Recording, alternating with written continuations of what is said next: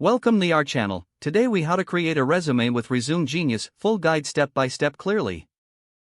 Visit the ResumeGenius website. Once on the home page, look for the Create My Resume button. Click on it to start the resume building process. You will be prompted to choose a resume template. Browse through the available options and select the one that best fits your style. After selecting a template, you'll need to enter your personal information. Fill in your name, address, phone number, and email. Move on to the work experience section.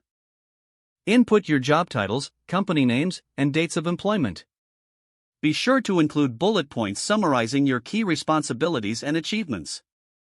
Next, provide your educational background. Enter the names of the institutions you attended and the degrees you earned. Then, proceed to the skills section. List relevant skills that align with the job you're applying for. You can also add sections for certifications, volunteer work, or additional training if applicable. Review the resume to ensure all information is accurate and well organized. Take advantage of ResumeGenius's tips and suggestions to enhance your content. Once you're satisfied with the layout and information, click the Save or Download button. Choose your preferred format for exporting the resume. Finally, save the document to your device.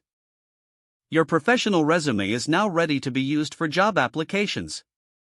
With ResumeGenius, you have created a polished and effective resume in just a few steps. If the page does not load, refresh the browser or try again in a private or incognito window. Make sure you are using the correct email address, then retype it carefully to avoid small typos.